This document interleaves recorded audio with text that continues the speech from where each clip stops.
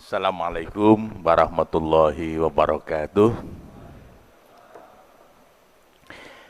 Bismillahirrahmanirrahim. Alhamdulillahirabbil alamin. Wassalatu wassalamu ala asyrofil anbiya'i wal mursalin Muhammadin wa ala alihi washabihi ajma'in wa ba'd. Bapak Ibu jamaah rahimakumullah, alhamdulillah kita masih diberi sehat, diberi sempat untuk bersama-sama Thalabul ilmi di masjid kita yang indah ini. Saya ingin melanjutkan apa yang tadi pagi kita diskusikan. Kenapa? Karena kalau Bapak Ibu membuka statuten, statuten itu kalau sekarang istilahnya ADART barangkali begitu. Muhammadiyah tahun 1914. Jadi kan ini betul-betul di awal Muhammadiyah kita ini didirikan, itu secara jelas tujuan Muhammadiyah itu disebut dua.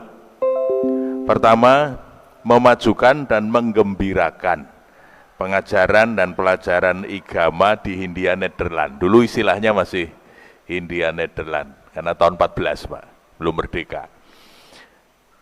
Yang menarik, yang kedua, kata itu diulang lagi, memajukan dan menggembirakan kehidupan, maksudnya adalah cara hidup, sepanjang kemauan agama Islam kepada lead-leadnya, maksudnya kepada lead-leadnya itu kepada anggota-anggotanya. Yang ingin saya garis bawahi adalah kalimat memajukan dan menggembirakan. Maka Bapak Ibu, dua kata kunci pentingnya di situ apa? Memajukan dan menggembirakan. Sehingga ketika istilah di dalam perserikatan itu berkemajuan, itu sudah betul Pak. Karena memang yang pertama itu ingin memajukan. Nah, masjid kita ini insya Allah berkemajuan. Luar biasa. Memajukan. Jadi memang kita harus maju. Yang kedua, menggembirakan Pak. Jadi saya setuju sekali ketika teman-teman tadi menyampaikan bermuhammadiyah itu harus gembira. Iya Pak, karena memang sejak awal itu didesain begitu, menggembirakan. Nah, ketika kita ingin menggembirakan anggota, masuk pimpinannya nggak gembira Pak. Kan kita mestinya gembira dulu baru bisa mengembirakan orang lain. Kalau kita dalam posisi tidak gembira, bagaimana mungkin kita bisa menggembirakan orang lain? Maka dua kata kunci ini menurut saya perlu digarisbawahi betul, bahwa kita bermuhammadiyah itu pertama harus memajukan, dan yang kedua harus menggembirakan. Maka kalau ada ribut-ribut itu menyalahi kodratnya Pak. Kodratnya itu bermuhammadiyah itu gembira. Gimana caranya kita harus gembira? Nah, oleh karena itu Bapak Ibu, ketika kita bicara soal berkemajuan, di Solo kemarin ada keputusan tentang risalah Islam berkemajuan. Nah, jadi soal risalah Islam berkemajuan sudah ada tuntunannya Pak, dan sudah disahkan oleh PP, sudah diterbitkan bukunya. Bisa di-download Pak, pokoknya tinggal nyari RIB gitu ya Pak ya, risalah Islam berkemajuan, itu sudah bisa di-download file PDF-nya. Itu risalah Islam berkemajuan. Ada terdiri dari beberapa bab. Nah, salah satu babnya itu adalah soal karakteristik Islam berkemajuan. Jadi khosois al-khoms, ada 5 hal yang itu menjadi ciri khas dari Islam berkemajuan. Nanti bisa dilihat Pak, itu yang namanya karakteristik. Misalnya pertama harus berlandaskan tauhid, kemudian kembali kepada Al-Quran dan Sunnah, dan seterusnya, dan seterusnya. Itu sudah ada tuntunannya Pak, bagaimana kita mengembangkan Islam yang berkemajuan. Nah, yang belum ada tuntunannya itu Islam yang menggembirakan itu Pak. Mungkin nanti bisa diinisiasi dari Samarinda. Itu bagaimana kita berislam itu gembira. Saya jadi ingat ketua PDM kita dulu almarhum Balikpapan Kiai Rusdiman. Suatu ketika sebelum ke Samarinda, kami mampir di Mujahidin, Pak. Ketemu beliau, silaturahmi. Kebetulan saya ingat persis. Waktu itu libur, Pak, puasa. Jadi santri kan banyak yang pulang. Yang tinggal di situ Pak Kiai dan beberapa ustadz, dan santri masih ada sedikit-sedikit. Waktu itu hari Jumat. Karena biasanya acaranya di sini Sabtu Minggu gitu, ya kita Jumat sudah sampai di Balikpapan. Yang ingin saya ceritakan kepada Bapak Ibu, waktu kami silaturahmi ke rumah beliau, hari Jumat, Jumatan, Pak.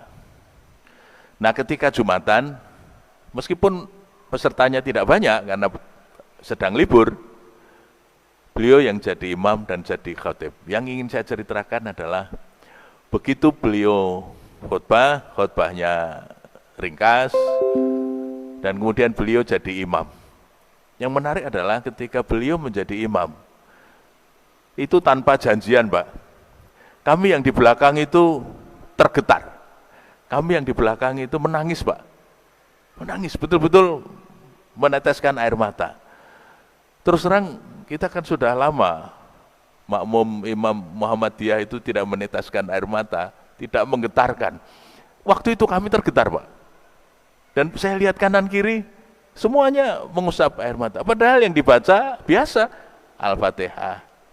Kemudian Alhaakumut Takatsur hatta zurtumul maqabir. Tapi karena membacanya dari hati, kami semua tergerak, Pak. Itu yang disebut dengan al-wajal. Yang disebut wajilat qulubuhum itu, Pak. Menggetarkan. Wah, luar biasa kiai kita ini. Kemudian singkat cerita, setelah pulang dari Samarinda, kami mampir lagi ke Mujahidin, ketemu beliau lagi.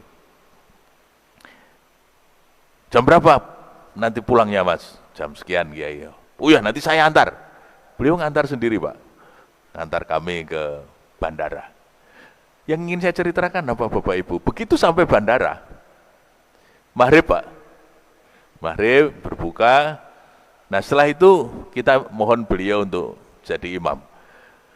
Imam di musola bandara itu adalah imam untuk jamaah yang dalam posisi mental tergesa-gesa.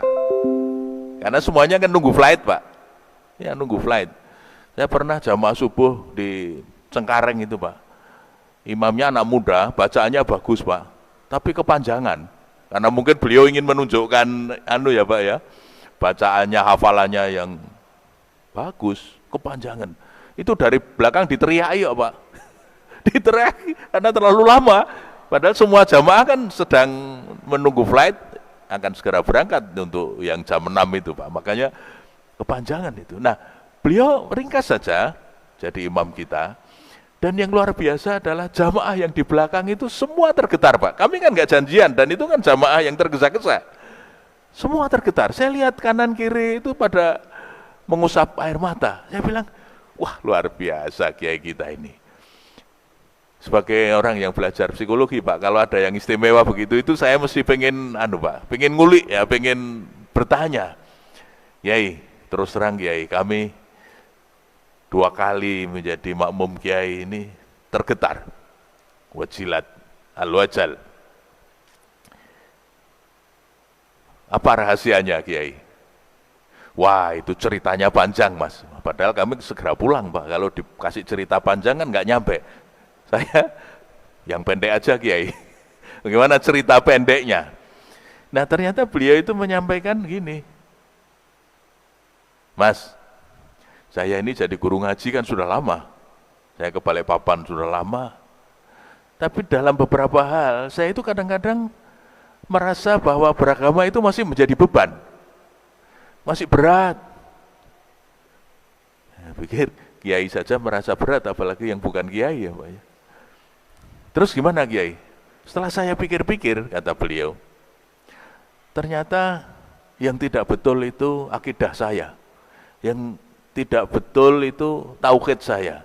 Maka setelah saya perbaiki uluhiyah saya, rububiyah saya, mulkiyah saya, Akhirnya saya bisa merasakan kenikmatan iman yang disebut dengan halawatul iman itu. Saya baru bisa merasakan. Karena Islam itu kan nikmatnya sempurna, artinya kan nikmat sekali, Pak. Wa atmamtu alaikum nikmati, itu kan artinya Islam itu seharusnya nikmat sekali. Saya kok nggak bisa menikmati dengan baik? Oh, berarti ada yang salah. Nah, maka dalam risalah Islam berkemajuan itu, Bapak Ibu, basisnya adalah tauhid. Maka ketika orang tauhidnya beres, itu bangunan di atasnya, ini kan fondasi, Pak. Maka bangunan di atasnya itu jadi gampang. Maka kalau kita melihat surat Al-Baqarah ayat 112, Al-Baqarah 112 itu ada di halaman 17, sebelah kanan, posisi paling bawah. Nah, itu kalau Ustadz tadi Hidayat kan gitu, Pak ya.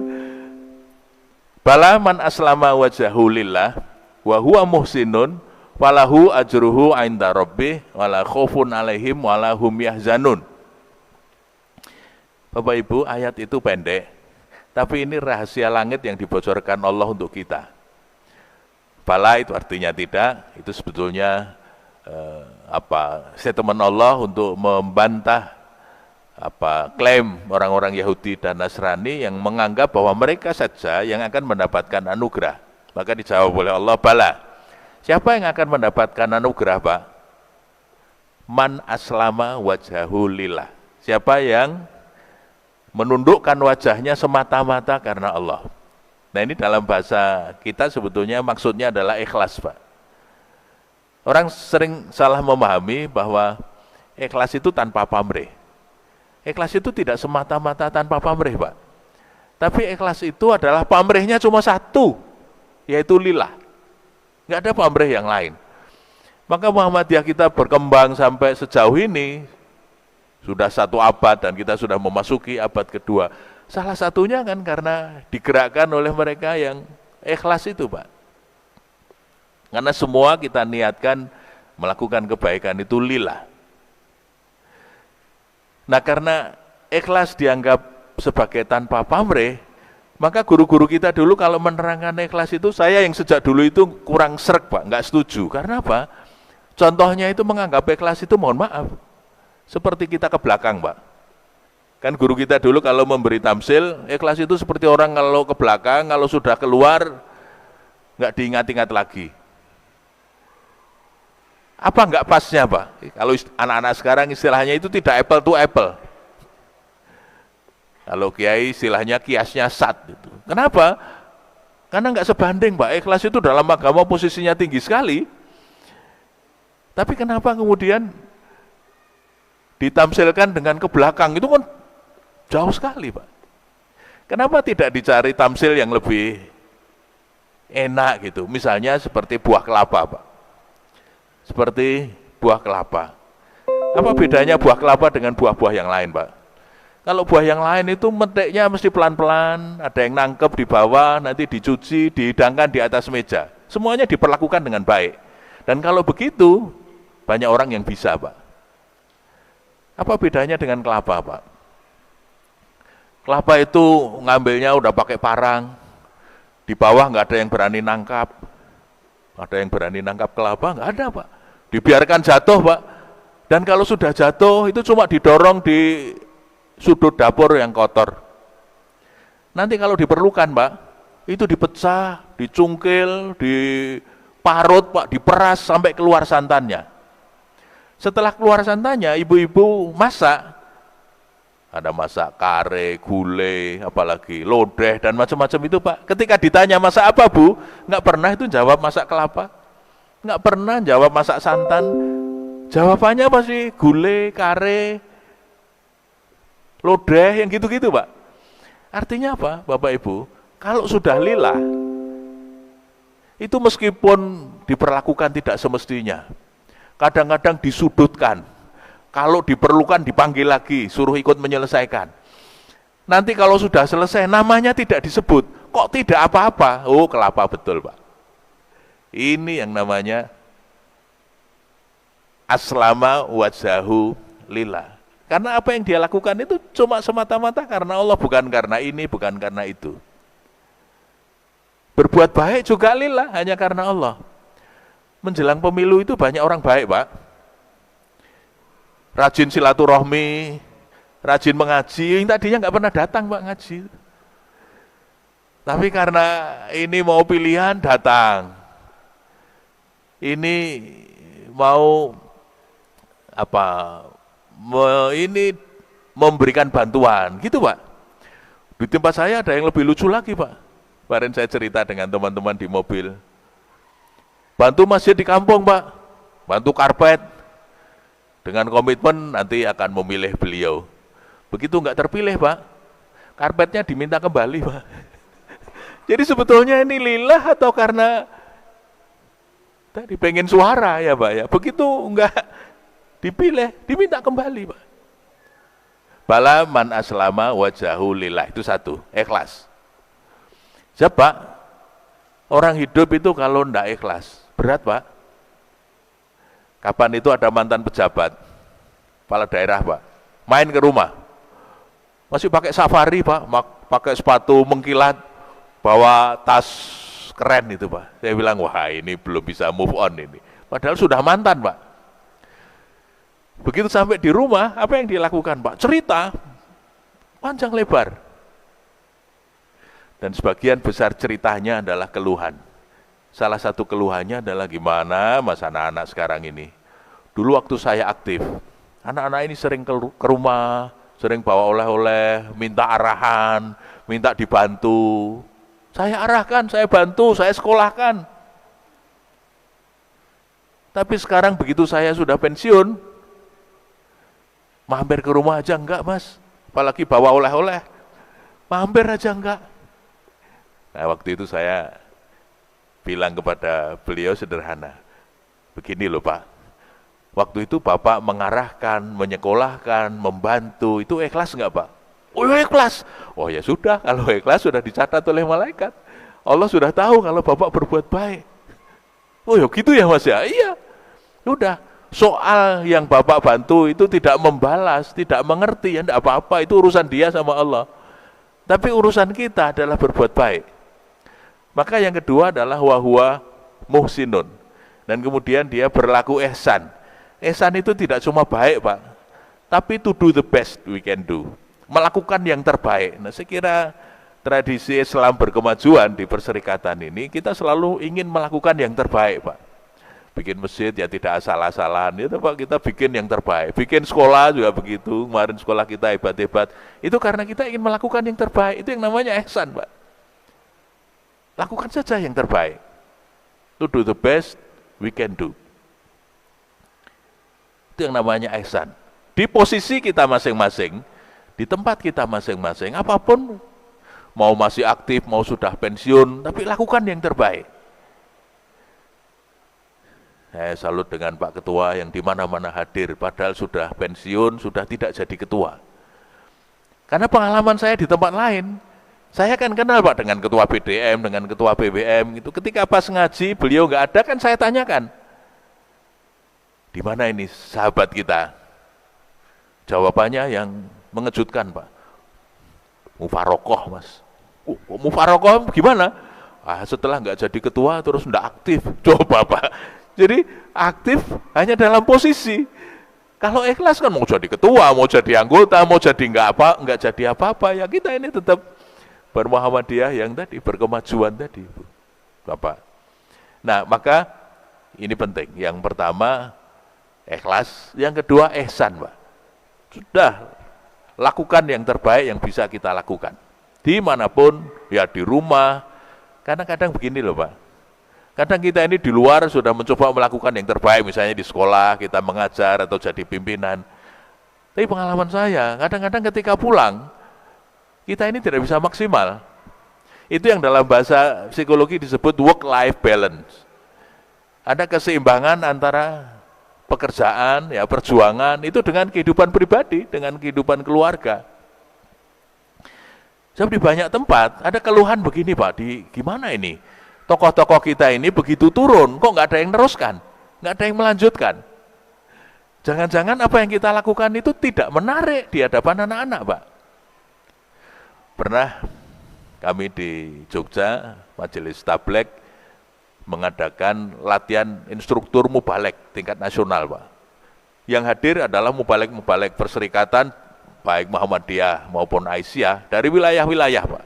Ini kan mubalek-mubalek topnya di wilayah masing-masing. Saya kebetulan diberi jatah dakwah keluarga. Tapi sebelum saya memulai, saya mencoba mengadakan survei kecil-kecilan, Pak. Saya bilang kepada peserta, Bapak Ibu ini kan mubalikot Muhammadiyah di wilayah masing-masing. Mohon izin, tolong dituliskan di kertas yang sudah ada, kan ada block note-nya ya Pak ya, ada pulpen yang sudah disiapkan oleh panitia. Tolong dituliskan Bapak Ibu. Saya survei kecil-kecilan, 2 pertanyaan saja. 1, berapa jumlah anak putra-putri Bapak Ibu? Berapa? Silakan ditulis. Mereka ketawa semua, ini pelatihan instruktur Majelis Tablek apa BKKBN? Kok nanyanya jumlah anak? Saya bilang tulis saja Pak, jumlah anak berapa? Ada yang nulis 3, ada yang nulis 5. Nah, pertanyaan yang kedua ini yang membuat mereka tertawa lebih keras Pak. Pertanyaan kedua apa Bu?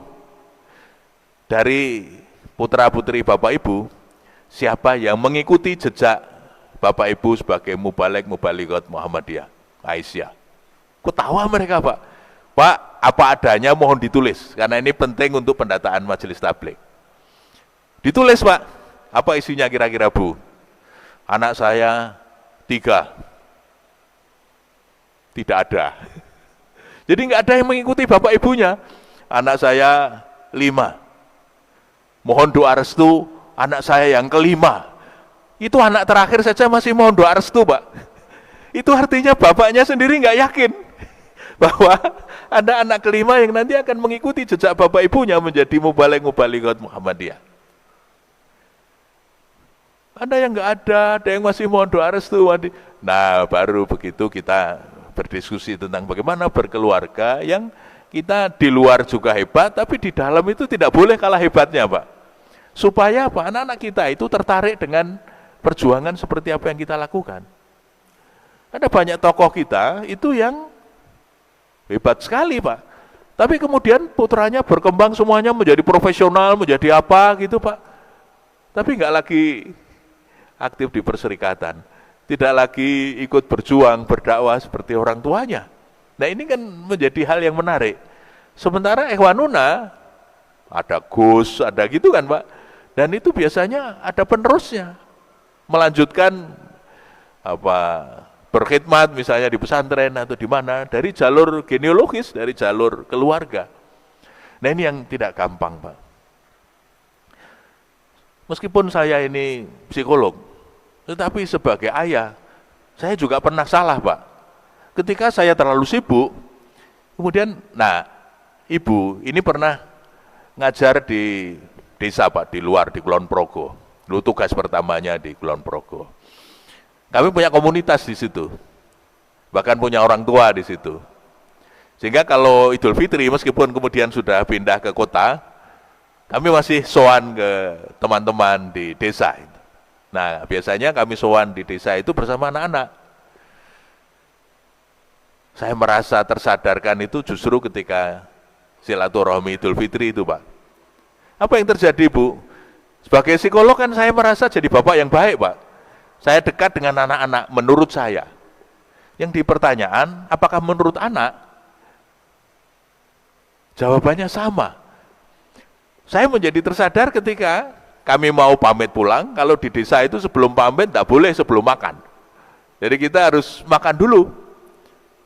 Nanti dulu, makan dulu, siap. Nah, kita makanlah Pak, di situ dihidangkan makanan lengkap karena Idul Fitri. Nah teman ini, basa-basinya begitu, karena ada saya, ada istri. Enak, Dek, makan yang banyak. Ya umumnya orang kan gitu ya, ayo makan yang banyak, biar pinter kayak bapak. Nah, karena di situ ada saya, dia basa-basinya gitu Pak. Ayo makan yang banyak, biar pinter kayak bapak. Jawabannya yang bukan basa-basi Pak. Nggak mau kayak bapak, pergi terus. Waduh ya Allah Pak, itu rasanya seperti dipukul pakai palu besar itu Pak. Nggak mau kayak bapak, pergi terus gitu Pak. Saya itu, ya Allah, Kan kemudian panjang ini Pak, di kepala saya ini jadi panjang. Loh kalau anak saya saja nggak mau jadi seperti bapaknya, apalagi anaknya orang lain. Iya kan Pak? Percuma saja kita ngajar sana sini, kemudian anak kita sendiri nggak mau menjadi seperti kita. Wah, saya harus introspeksi Pak. Saya harus merevisi. Itu yang bagaimana tidak mudahnya kita mencapai apa yang disebut dengan work-life balance. Keseimbangan antara perjuangan, antara karir, dengan kehidupan pribadi dan keluarga. Itu tidak gampang Pak. Apalagi bagi kita yang sedang diamanai tanggung jawab, atau sedang, itu kadang ini Pak, ada ketidakseimbangan. Menurut banyak penelitian Bapak Ibu, 60% orang gagal Pak. 60% itu gagal untuk mencapai balance. Nah kalau kita tidak bisa tampil menarik di hadapan anak-anak, bagaimana mungkin anak-anak itu kemudian menjadikan kita sebagai idola? Itu tadi soal kesibukan Pak. Ada juga soal karir. Di depan madrasah itu ada teman yang dulu alumni madrasah kita juga. Secara ekonomi kurang beruntung Pak. Pekerjaannya jualan bensin di depan madrasah, di seberang jalan. Nah waktu anaknya sudah sampai usia sanawiyah, dia ingin anaknya juga masuk ke madrasah kita, ke madrasah yang sama. Nah kamu nanti masuk di situ ya. Apa jawab anaknya Pak? Nggak mau, nanti cuma jual bensin kayak ayah. Mati gaya Pak. Nah, mati gaya. Maka at-tarbiyah bil qudwah, bagaimana kita mendidik dengan model, dengan teladan yang hebat itu menjadi penting, Pak. Saya sering bercanda dengan teman-teman, pertanyaannya begini. Kita ini umumnya kan sibuk di luar rumah, Pak. Kita ini bekerja keras itu di luar rumah. Terus kalau sudah pulang, apa yang kita lakukan, Bapak Ibu? Istirahat. Orang Jogja menyebutnya leyeh-leyeh. Santai Pak, santai, istirahat. Pertanyaan saya, yang dilihat oleh anak-anak, itu kerja keras kita atau santai kita Pak? Istirahat toh Pak, santai. Bahkan kadang-kadang kita pesan sama anak, nanti kalau ada tamu bilang Bapak lagi istirahat. Jadi yang diutamakan itu istirahat. Nah ketika yang dilihat oleh anak, bapak ibunya lebih banyak istirahat daripada kerja keras di rumah, kira-kira anak kita itu mencontoh kerja kerasnya atau mencontoh leyeh-leyehnya, santainya Pak? Kadang-kadang orang tua kaget Pak, ini saya sudah memberi contoh kerja, iya contohnya kerja keras di luar Pak, tapi contohnya di rumah leyeh-leyeh Pak, santai. Maka biasanya anak-anak kita lebih pintar santai daripada kerja keras, karena setiap hari yang dilihat itu Pak. Model dalam pendidikan itu menjadi jauh lebih penting daripada nasihat. Saya membiasakan diri di rumah makan bersama Pak. Pokoknya kalau pas saya di rumah kita makan bareng-bareng. Nah pada makan bareng-bareng itu saya kaget Bu, kok anak saya jadi tidak mandiri. Padahal saya sering mengajarkan, ayo ambil sendiri, kita harus mandiri, kamu harus belajar. Tapi apa yang dilakukan anak-anak kan kadang-kadang Pak piringnya Pak, Bu, tolong sendoknya Bu. Meskipun pakai tolong, tapi kan nyuruh Pak. Ini kok jadi suka nyuruh-nyuruh, ini kenapa ini? Pak, setelah saya urut-urut, ternyata contohnya begitu Pak. Iya kan? Kita sebagai ayah duduk manis, lalu ibu ngambilkan nasi, ngambilkan lauk, buatkan. Ya sebagai sebuah keluarga kan wajar toh Pak. Sebagai tanda cinta istri kepada suami, menyiapkan teh, menyiapkan kopi, ambilkan nasi, lauk, lalu dan kita menikmati dilayani begitu. Dan itu yang direkam Pak oleh anak-anak. Kesimpulannya apa Pak? Ternyata dilayani itu nikmat. Jadi wajar kalau kemudian anak-anak jadi suka dilayani Pak. Suka minta tolong orang lain untuk melayani. Jadi meskipun saya secara lisan itu mengajarkan kemandirian, tapi ini contohnya adalah ketergantungan, maka yang lebih ditiru adalah ketergantungan. Maka bagaimanapun kita harus tetap membangun kedekatan pada anak-anak, karena inilah generasi penerus dalam keluarga kita Pak. Bagaimana kita bisa tampil di hadapan anak-anak itu, satu dekat, dan yang kedua mengagumkan Pak. Supaya anak-anak kita itu punya, orang tuanya keren gitu loh Pak. Dan secara mental dekat. Sebab kalau orang nggak dekat Pak, itu dikasih tahu nggak masuk Pak. Tapi kalau kita dekat dan terbuka, masuk Pak. Kita terbuka, jujur sama anak, kalau kita punya aturan, ya kita tepati bersama. Itu yang biasanya anak jadi ikut. Kasih contoh, kita ke masjid, anak ikut Pak. Di rumah punya aturan kalau pulang sekolah, itu harus ganti baju. Nggak boleh pakai baju seragam main-main, harus ganti baju. Dan tidak boleh lepas baju UT-UT gitu Pak ya, apa namanya itu, enggak pakai apa-apa, enggak boleh. Untuk anak-anak alasannya sederhana, bukan aurat tetapi nanti masuk angin kalau enggak pakai kaos, enggak pakai baju. Suatu ketika Pak, saya pulang dari ngajar, siang panas, majalah Tempo datang, beritanya menarik. Wah, saya buka baju, saya gantung, saya baca Pak, nggak pakai baju. Nah, anak saya lewat, Pak pakai baju nanti masuk angin, kan gitu Pak. Anak kan menuntut keadilan. Pak pakai baju nanti masuk angin. Bapak, sebagai orang tua kita bisa ngeyel Pak. Oh enggak, yang masuk angin itu anak kecil, kalau sudah gede nggak apa-apa. Itu rusak Pak, aturan main rusak. Apa yang saya lakukan? Ya saya harus terbuka. Ya nak, terima kasih. Bapak khilaf, terima kasih ya diingatkan. Saya kemudian pakai kaos, saya lanjutkan baca. Dia ketawa-ketawa kayak menang itu Pak. Dia ketawa-ketawa. Tetapi ada pelajaran penting di situ. Apa pelajarannya Pak? Bapak saja kalau salah, diingatkan mau. Maka nanti kalau saya salah, harus mau diingatkan. Kan kira-kira begitu Pak. Sebab kalau kita enggak begitu, kasih model yang bagus bagi anak-anak dan kita konsisten di apa yang ingin kita modelkan, enggak jadi Pak, enggak jadi. Itu yang pertama. Yang kedua yang menggembirakan tadi Pak, apa memang kita berislam itu harus gembira? Iya Pak. Ada beberapa hadis yang saya kutip, misalnya dalam riwayat Tirmidzi, ma ra'aitu ahadan aksara tabassuman min Rasulillah sallallahu alaihi wasallam. Hadis ini disahihkan oleh Syekh Albani. Jadi kata Ibu Aisyah, saya belum pernah melihat orang yang senyumnya itu lebih sering dari Nabi. Artinya apa Pak? Nabi itu full senyum Pak. Ibu Aisyah itu belum pernah lihat ada orang lain yang senyumnya itu lebih banyak dari Nabi. Artinya apa? Nabi itu full senyum Pak.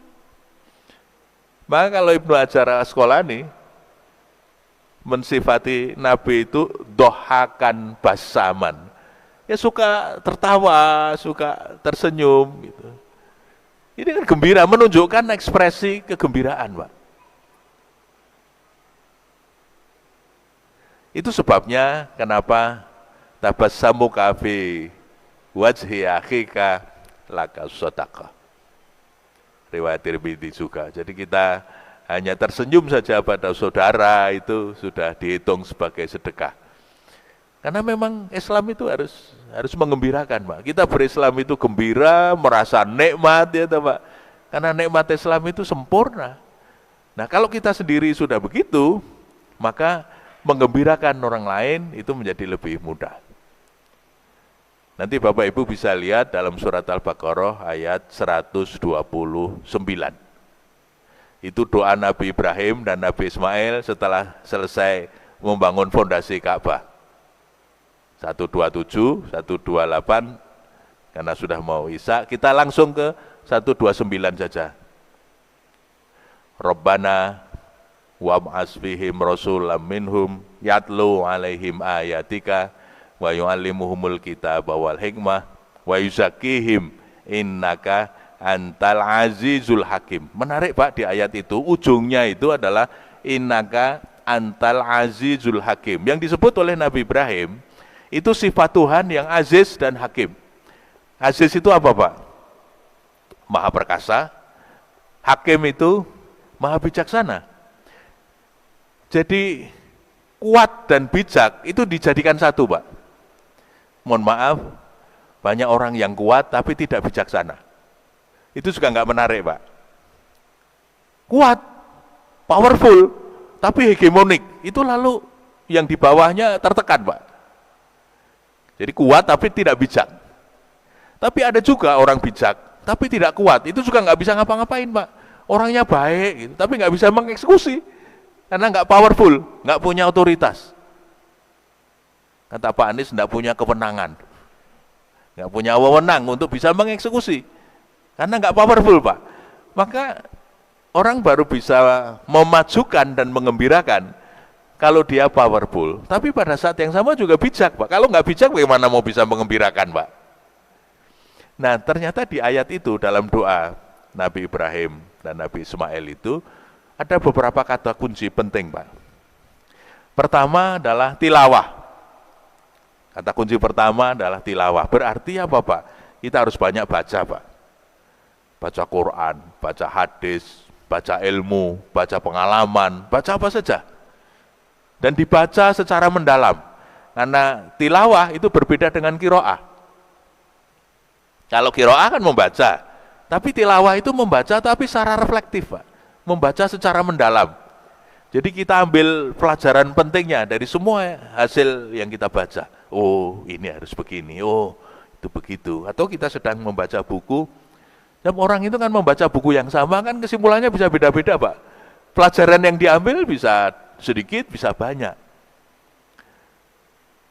Itu yang namanya tilawah, kita baca secara reflektif. Maka kalau kita membaca secara reflektif, itu yang disebut dengan deep thinking, berpikir mendalam. Dalam psikologi, berpikir itu gampangannya dibagi dua Pak. Ada yang disebut dengan surface thinking, berpikir di permukaan. Kalau berpikir di permukaan itu yang dicari data Pak. Nah teman-teman di kampus biasanya stuck sampai di sini Pak. Yang dicari adalah data. Maka teman-teman di kampus itu kalau sudah dapat data itu udah seneng banget Pak. Oh saya udah datanya udah banyak. Itu baru data Pak.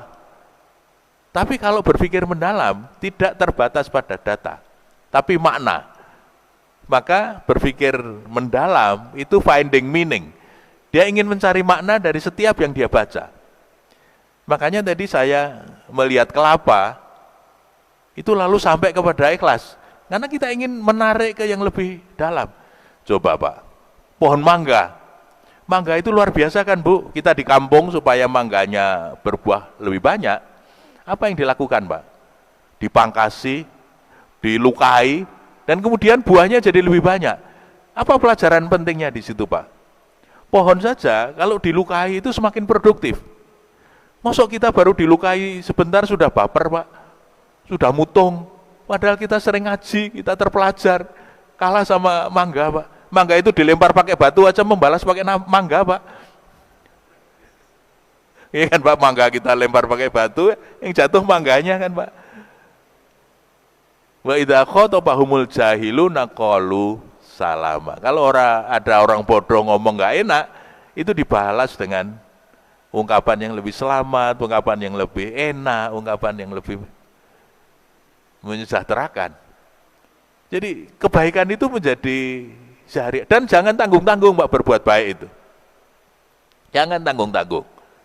Karena apa? Hal jazaul ihsan ilal ihsan. Lihat surat Ar-Rahman ayat 60. Hal jazaul ihsan ilal ihsan. Ketika Bapak Ibu melakukan kebaikan yang optimal, itu nanti nggak ada balasan lain kecuali juga kebaikan. Saya punya Kiai Muhammadiyah di Ponorogo.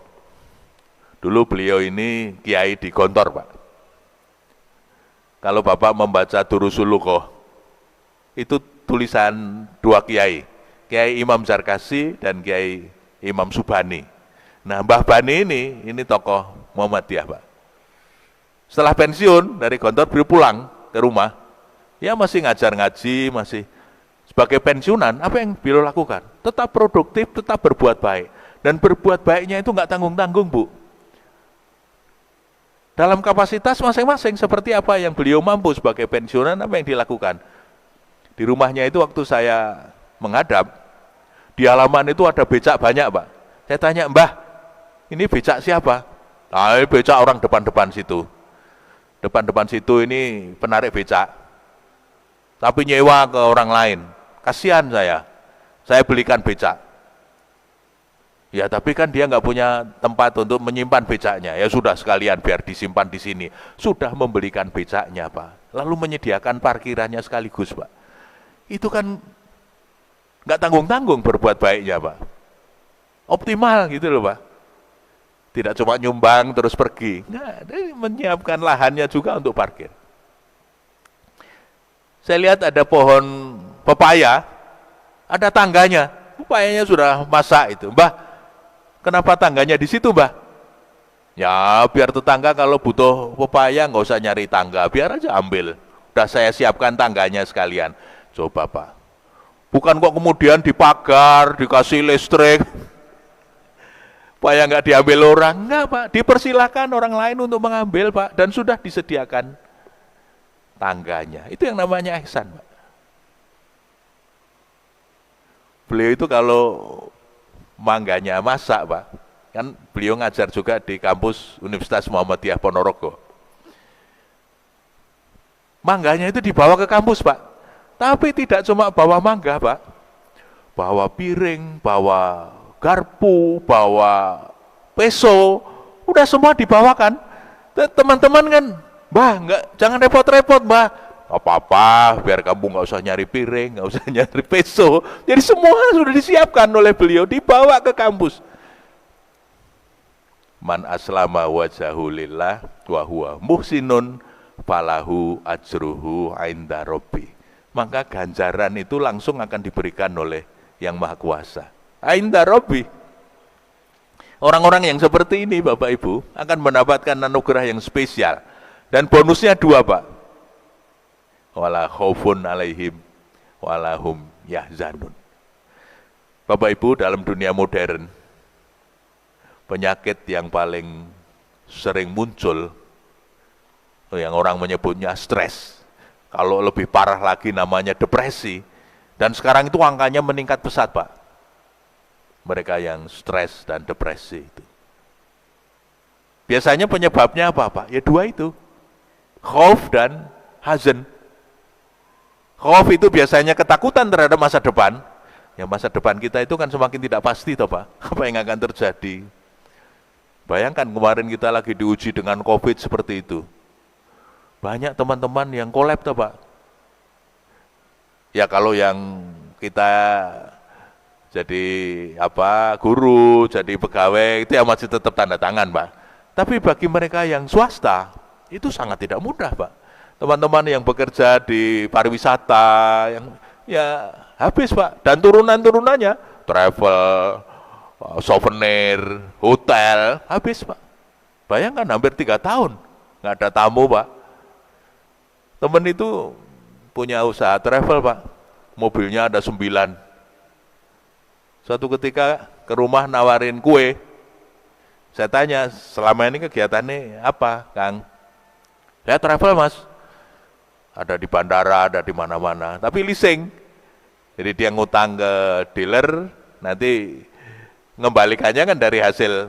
Nah begitu pandemi kan nggak ada penghasilan Pak. Akhirnya mobilnya ditarik semua oleh leasing Pak. Tarik semua, udah Mas saya kembalikan saja. Nah, gimana saya harus bayar sementara nggak ada pemasukan? Walau dia banting setir jualan roti, pokoknya apa yang bisa untuk, tidak mudah.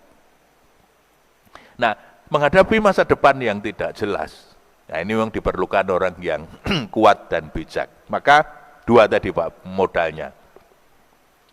Aziz dan hakim itu pertama ikhlas, dan yang kedua berlaku ihsan. Dah, yang penting niatnya lurus, kita melakukan yang terbaik, that's all. Baidza azamta fatawakkal 'ala Allah. Kemudian kita serahkan, kita pasrahkan kepada Allah sisanya. Yang menentukan itu Allah. Kadang-kadang Bapak Ibu yang bikin kita stres itu karena mengambil alih pekerjaan Tuhan.